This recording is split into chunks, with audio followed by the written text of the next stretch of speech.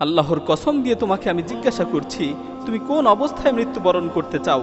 তুমি কি আল্লাহ তাআলাকে সন্তুষ্ট রেখে মৃত্যুবরণ করতে চাও, নাকি আল্লাহ তাআলাকে অসন্তুষ্ট রেখে মৃত্যুবরণ করতে চাও? তুমি কি নেককার অবস্থায় মৃত্যুবরণ করতে চাও, নাকি গুনাহগার অবস্থায় মৃত্যুবরণ করতে চাও? বিশিষ্ট তাবেঈ আমির ইবনে আব্দুল্লাহ রাহমাতুল্লাহি আলাইহি তিনি মুমূর্ষু অবস্থায় মৃত্যুসজ্জায় শায়িত ছিলেন। এমন সময় মসজিদের মিনার থেকে মাগরিবের আজান ভেসে আসলো। মুয়াজ্জিন হাইয়া আলাস সালাহ, হাইয়া আলাস সালাহ বলে নামাজের দিকে ডাকতে লাগলো। মুয়াজ্জিনের আজান শোনা মাত্রই তিনি তার পাশের লোকদের বললেন, আমার উভয় হাত ধরে আমাকে মসজিদে নিয়ে চলো। লোকেরা বলল, আপনি তো অসুস্থ, আপনি কেন মসজিদে যাবেন? ইসলাম তো আপনাকে ঘরে নামাজ পড়ার সুযোগ দিয়েছে। তখন তিনি তাদেরকে লক্ষ্য করে বললেন, মুয়াজ্জিন মসজিদের মিনার থেকে আমাকে নামাজের দিকে ডাকছে, আল্লাহর দিকে আহ্বানকারী মসজিদের মিনার থেকে আমাকে আল্লাহর দিকে ডাকছে, আর আমি ঘরে বসে থাকবো? এটা কিভাবে সম্ভব? আল্লাহর কসম করে বলছি, এটা আমার দ্বারা সম্ভব নয়। লোকেরা তার উভয় হাত ধরে তাকে মসজিদে নিয়ে গেল। তিনি মাগরিবের জামাতে অংশগ্রহণ করলেন। ইমামের সাথে সাথে তিনি রুকুতে গেলেন, আর এই রুকু অবস্থায় আল্লাহর সামনে মাথা নত করা অবস্থায় তিনি মৃত্যুবরণ করলেন। প্রিয় ভাইয়েরা, একটু চিন্তা করে বলুন তো, কিয়ামতের দিন তার পুনরুত্থানটা কিভাবে হবে? তার পুনরুত্থানটা কোন অবস্থায় হবে?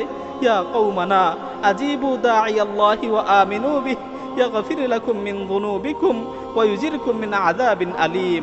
হে আমাদের জাতি, হে আমাদের জাতি, তোমরা সকলেই আল্লাহর দিকে আহ্বানকারীর ডাকে সাড়া দাও এবং তার উপর ঈমান আনো। আল্লাহ তাআলা তোমাদের যাবতীয় গুনাহগুলোকে ক্ষমা করে দিবেন এবং তোমাদেরকে কঠিন আযাব থেকে মুক্তি দিবেন। প্রিয় ভাই, যেদিন তোমার মৃত্যু হবে সেদিন কি অবস্থাটাই না হবে? যেদিন তোমাকে কাফনের কাপড় পরিধান করা হবে সেই সময়টা কতই না কঠিন হবে। যেদিন তোমাকে নির্জন অন্ধকার কবরে একাকী রেখে আসা হবে সেই মুহূর্তটা কতই না ভয়াবহ হবে। মৃত ব্যক্তিকে গোসল করাতো এমন একজন লোক বর্ণনা করেন যে একবার গোসল করানোর জন্য আমার কাছে একজন মৃত ব্যক্তিকে নিয়ে আসা হলো। আমি যখন সেই মৃত লাশটিকে গোসল করানোর জন্য তার কাছে গেলাম এবং তার চেহারা থেকে কাপড় সরালাম, তখন আমি ভয়ে আঁতকে উঠলাম। আমি দেখতে পেলাম সেই মৃত ব্যক্তিটির চেহারা বিকৃত হয়ে গেছে।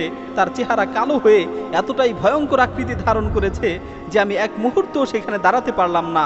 আমি ভীত সন্ত্রস্ত হয়ে সেখান থেকে বেরিয়ে আসলাম। বের হয়ে আমি দেখতে পেলাম একজন লোক দাঁড়িয়ে আছে।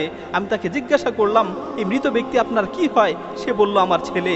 আমি তাকে জিজ্ঞাসা করলাম, মৃত ব্যক্তির এই ভয়াবহ অবস্থার কারণ কি? তার পিতা জবাব দিল, এই অবস্থার কারণ হচ্ছে সে নামাজ পড়তো না। এই অবস্থার কারণ হচ্ছে সে কখনোই নামাজ পড়তো না। তখন আমি তাকে বললাম, এই ব্যক্তিকে গোসল করানো আমার পক্ষে সম্ভব নয়, আপনারাই তাকে গোসল করান। আর যে ব্যক্তি নামাজ পড়ে না, ইসলামে তার বিধান হলো সে মারা যাওয়ার পর তাকে গোসল করানো হবে না, তাকে কাফনের কাপড় পরিধান করানো হবে না, তার জানাজা আদায় করা হবে না, তাকে মুসলমানদের কবরস্থানে দাফন করা হবে না, বরং তাকে কোনো এক বিরান ভূমিতে নিয়ে যাওয়া হবে, কোনো এক মরুভূমিতে নিয়ে যাওয়া হবে। সেখানে একটি গর্ত খনন করে তাকে উপর করে ফেলে মাটি চাপা দিয়ে রেখে আসা হবে। প্রিয় ভাই, একটু চিন্তা করুন, আপনি কি এমন মৃত্যুর জন্য প্রস্তুত? ستردها بالروم منك وتسلب وغرور دنياك التي تسعى لها